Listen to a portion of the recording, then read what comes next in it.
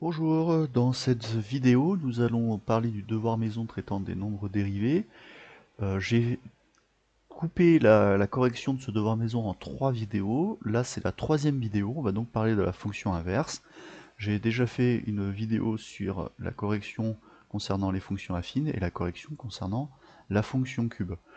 Comme dans les autres vidéos, on va d'abord traiter un cas particulier et ensuite on va voir ce qui se passe dans le cas général.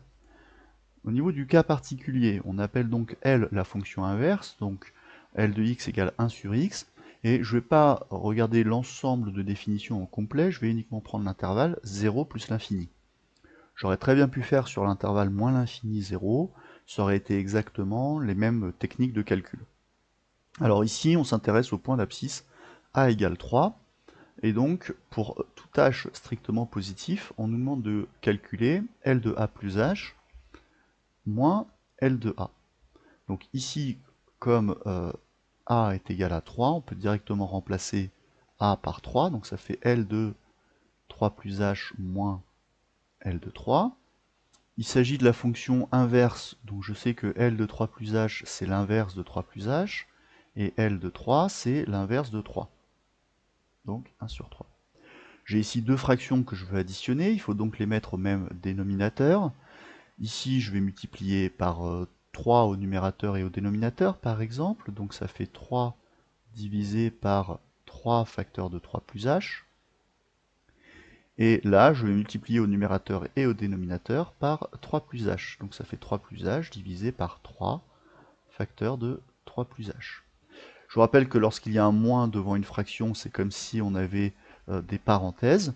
Donc ici, je vais obtenir 3 moins 3 moins h. Et le 3 moins 3 va se simplifier, il va donc me rester moins h tout seul au numérateur, divisé par le facteur commun, qui est 3 facteur de 3 plus h, le dénominateur commun.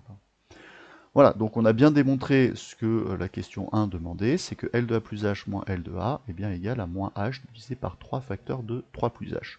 Puisque H est strictement positif, on n'a aucun problème ici pour diviser par 3 plus H, qui sera différent de 0. Dans la question 2, on vous demande d'en déduire une expression simplifiée du taux d'accroissement, donc pour H strictement positif, le taux d'accroissement, c'est toujours la même formule, c'est L de A plus H moins L de A sur H. Alors L de A plus H moins L de A, on a vu ce que c'était moins H sur 3 facteurs de 3 plus H. Et ici, on va diviser par un nombre, et je vous rappelle que diviser par un nombre revient à multiplier par son inverse. Donc au final, j'écris ça comme ça, moins h divisé par 3 facteurs de 3 plus h, ça correspond au numérateur, et au lieu de diviser par h, je vais multiplier par l'inverse. Ce qui permet ici de simplifier en haut et en bas par h, et il va donc me rester moins 1 sur 3 facteurs de 3 plus h, comme c'était indiqué ici dans l'énoncé. Non, pardon, ça c'était ça. Non, dans l'énoncé, là on vous demandait juste l'expression simplifiée, on ne vous donnait pas la réponse. Et donc la réponse c'est là. Là où on vous donnait la réponse, par contre, c'était pour L' de 3. Donc L' de 3, par définition, c'est la limite quand h tend vers 0 du taux d'accroissement qu'on a calculé avec A égale 3. Donc ici.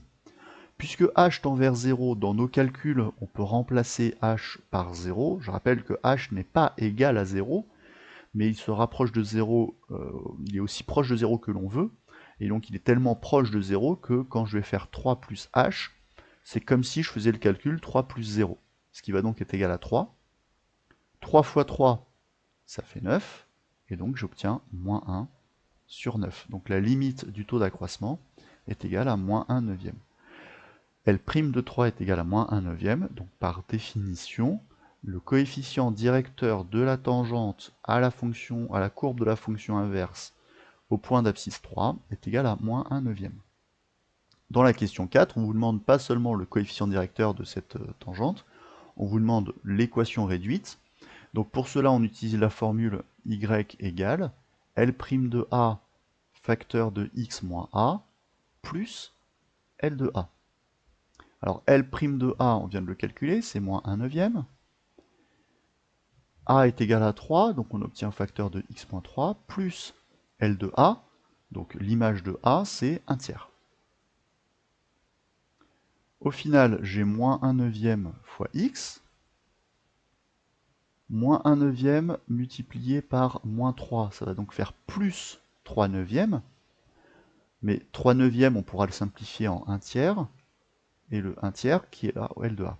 Donc ça fait 1 tiers, et 1 tiers plus 1 tiers, on va donc obtenir 2 tiers. Donc au final, l'équation réduite de la tangente, c'est y égale moins 1 neuvième de x plus 2 tiers.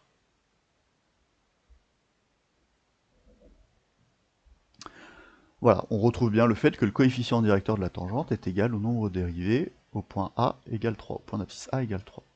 Voilà, c'est terminé pour ce cas particulier, hein. N'hésitez pas à poser vos questions si vous en avez. On va maintenant passer au cas général.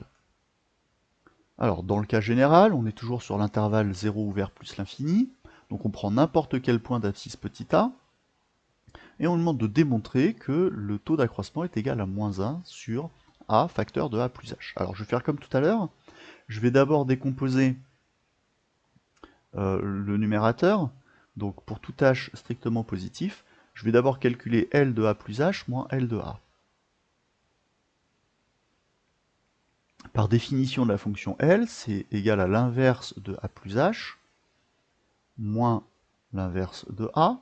Je rappelle que a est un nombre strictement positif et que h est aussi strictement positif. Donc je peux diviser par a plus h et diviser par a sans problème.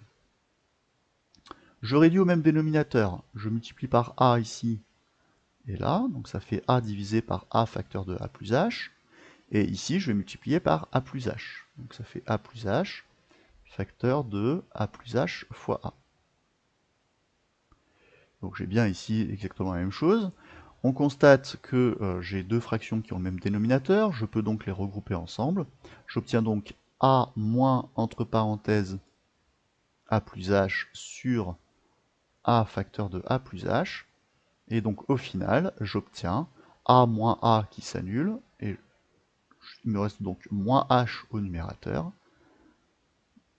divisé par a facteur de a plus h. Ici, c'est uniquement L de A plus H moins L de A. On me demande de calculer le taux d'accroissement. Donc le taux d'accroissement, je continue ici, pour tout H différent de 0, et ici strictement positif. Donc le taux d'accroissement, c'est toujours la même formule. Donc je l'ai appelé taux indice H. Donc c'est L de A plus H moins L de A divisé par H. Je vais continuer comme ça pour gagner un petit peu de place. Au numérateur, j'ai moins h divisé par a facteur de a plus h. Et comme tout à l'heure, plutôt que d'écrire la division par h, je vais multiplier par l'inverse. Et donc, il me reste, quand je simplifie, moins 1 divisé par a facteur de a plus h. A est strictement positif, a plus h est strictement positif, donc on peut diviser par ce nombre sans problème. Et c'est exactement ce que nous demandait de démontrer l'énoncé. Ensuite, on nous demande de déterminer la valeur de L' de A, pour tout A strictement positif. Donc, pour A strictement positif, L' de A, c'est donc égal à la limite du taux d'accroissement lorsque H tend vers 0.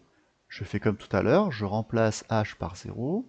Au dénominateur, il va donc me rester A fois A qui fait A au carré. Donc L' de A est égal à moins 1 sur A au carré.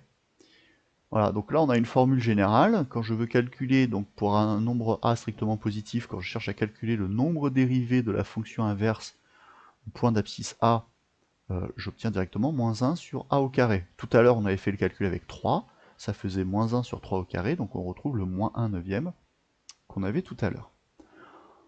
On vous dit que, en fait, quand on est sur moins l'infini 0, on obtient aussi moins 1 sur a au carré. Alors c'est pas étonnant parce qu'en fait les calculs restent strictement les mêmes.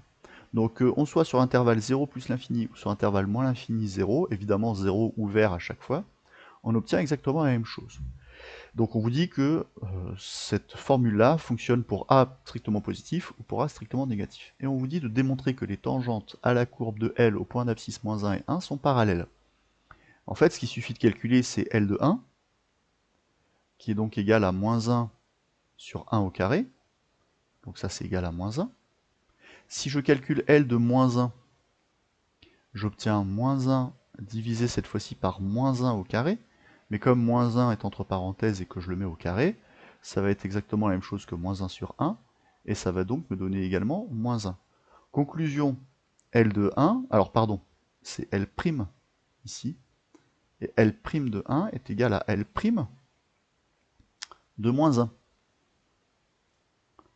D'accord? Donc, comme on parle des tangentes, je regarde le coefficient directeur de chacune des tangentes. Le coefficient directeur, c'est le nombre dérivé. Donc je prends le nombre dérivé en 1, le nombre dérivé en moins 1. Je trouve la même chose. Donc j'ai L' de 1 qui est égal à moins 1 et L' de moins 1 qui est aussi égal à moins 1. Donc les deux tangentes ont le même coefficient directeur. Et donc je ne l'écris pas, mais j'en déduis alors que puisque les deux tangentes ont le même coefficient directeur, alors elles sont parallèles. Voilà, on est arrivé à la fin de cette vidéo, ce qui conclut la troisième partie et donc la correction totale du devoir maison. N'hésitez pas à poser vos questions là sur la fonction inverse, sur tous les calculs que j'ai faits si vous en avez, et n'hésitez pas à poser vos questions de façon générale sur le nombre dérivé. Voilà, merci beaucoup d'avoir regardé jusqu'au bout, et à bientôt. Au revoir.